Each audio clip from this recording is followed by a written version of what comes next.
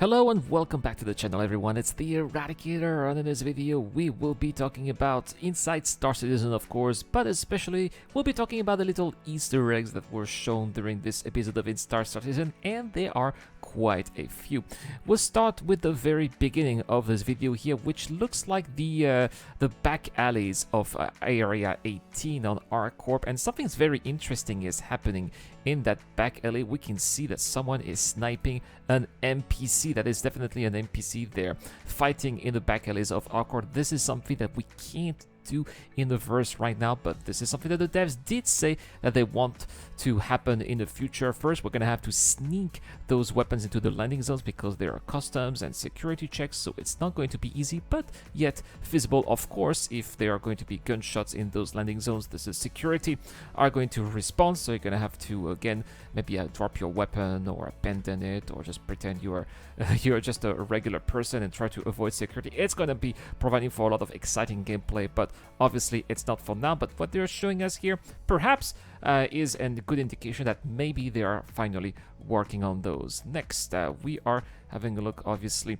at the next ships that are coming up in Star Citizen, and of course that ship here is the almighty Ares here, which is extremely popular with a lot of people. According to the latest monthly report, the Ares Starfighter is now past the gray box phase. It is in its final art phase, which is great to see. What we're looking at here is some very cool rendering in engine, and it does look pretty fantastic. That size 7 weapon looks extremely impressive. I still wish it had some little complement weapons, maybe some size 1s, 2 size 1 laser guns in front of it, just in case your big gun is overheating. I think it's a strength, but it's also a huge liability in my opinion for this ship. If that ship is damaged, it's basically good for nothing. But nevertheless, it's great to see that it is already in engine, and it looks fantastic, especially as we can see it here flying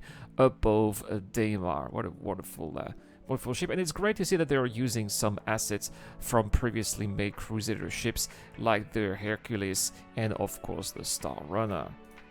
Next, we had some preview of the Drake Vulture, which the Stephanie Bradford did tell us that they are starting working on the Vulture. We've also known about that in the monthly report. They are still just starting the white box phase, but they already have a couple of renderings in engine just to give us an idea of how the ship is going to look like.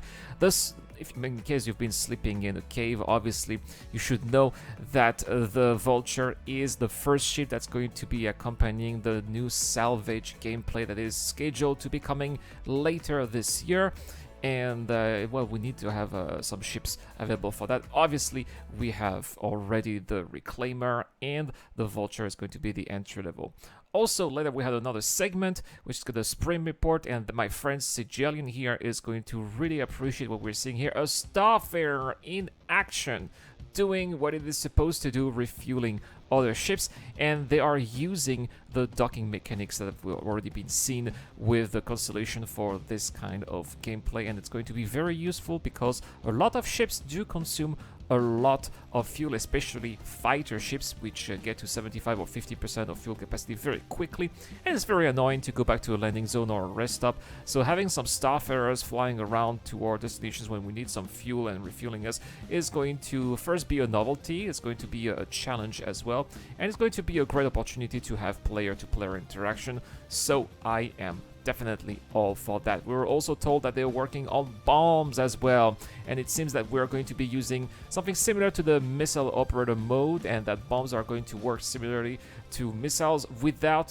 the engine at the end. So basically the job of a bomb is just to be it's just that they are going to be falling down on a target, and there's going to be a UI to help you be a little bit more accurate when you are doing a bombing run. And this is especially going to be very useful. Well, it's going to be useful when you are doing bunker missions, for example, because those turrets can be very annoying, and I certainly hope that we'll be able to destroy them with bombing runs. But I also hope that when we are going to have outposts, especially in places that are, outside of the jurisdiction of the UEE, that we'll be able to destroy those outposts or do some bombing runs of some player-owned facilities. There's a lot of potential gameplay that's going to come up hopefully in the next coming years that's going to be really exciting and provide lots of new opportunities for PvP and hopefully as well PvE too. Now, next we're going to touch on something that is really cool, and that is going to be the future of the actor status. You know, right now it's just about eating and drinking, and eventually it's going to be also about injuries and being revived. But it's also going to be about getting intoxicated, taking drugs, or maybe taking narcotics. Some of the drugs that will be given by medics, what if they give us a wrong dose? For example, they give the wrong medicine. Well, these are going to be side effects that are going to be able to be treated either at a hospital or by experienced medics too. And we are looking here at some of the very incredible effects here that are going to be happening if you get intoxicated in the verse. Just don't get intoxicated in the verse, right? Also, last but not least, we're also looking at the Redeemer, which is coming up also very soon at the same time as the Ares in Star Citizen Alpha 3.15. It's one of those ships that I am really waiting for. I think that it's going to be doing a lot of damage. Probably not recommended to be flying this ship solo because you should not expect it to be very maneuverable, but it is going to be a beast if you fly it with crewmates in turrets, because turrets are very effective now in Star Citizen Alpha 3.14. CIG want us to encourage players to be using turrets, and this is going to be the perfect multi-crew combat ship. We're also going to have more expansions of Horizon, just like in the other landing zones that we had in the past, where eventually New Babbage expanded and Lorville too with the CBD. Well, it's also going to be the case here with Crusader, and Crusader Industry is going to have its own showroom available in Horizon at a later patch, probably as Star Citizen Alpha 3.15, but it's also possible it will be delayed and come to Star Citizen Alpha 3.16.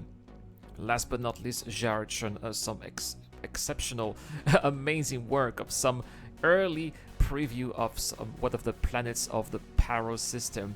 Not the Paro system, what I'm going to say, of the Nyx system, which is going to be the system that's going to come after Pyro. Nyx, if you are, of course, familiar with the name, right? It is where Delamar is from. We used to have Delamar in the Citizen system in the past. It was temporary. It was just there as a way to be testing planetary tech and landing zones back in the old 3.0 all the way until 3.13, if I am correct, which is when they removed it. But yeah, it was not really that much useful anymore. It's kind of a backwater place, and it's a backwater system anyway, mostly unlawful. But these planets here, these textures, which is just early work, this is not the final work, of course, is looking very, these are looking very exotic and very alien. And when I'm looking at what we're seeing here, I can't wait to be exploring future systems of the Star Citizen universe, including Nyx, of course. But let me know in the comment section down below, guys. It's the giveaway question. I don't know what I'm going to give away this month because I'm still waiting for the release of 3.14 and the Constellation Taurus, but I hope to be giving away a Constellation Taurus as well as another one on Discord, thanks to one of my Patreons. Anyway, guys, so once the Nyx system is out, or the Power system, what is the first thing that you are going to do outside of the sentence system? Let me know in the comment section down below. As far as I'm concerned, as soon as we have Pyro, the first thing I will do is to be hunting down criminals in the Pyro system.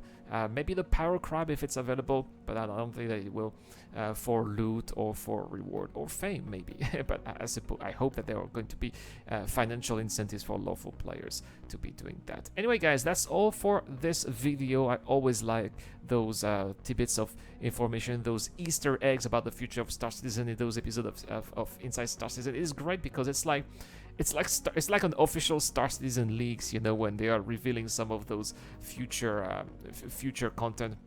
And I think that it is a great way to keep players hyped about what is coming up. So really nice touch here, and I really appreciate that. Anyway, guys, that's all for this video. Thank you so much as well to Tala, Dr. Forbin, and Eric Olm for their contributions on Patreon. I'll see you guys tomorrow for more content on the channel. This is the Eradicator. I'll see you guys later.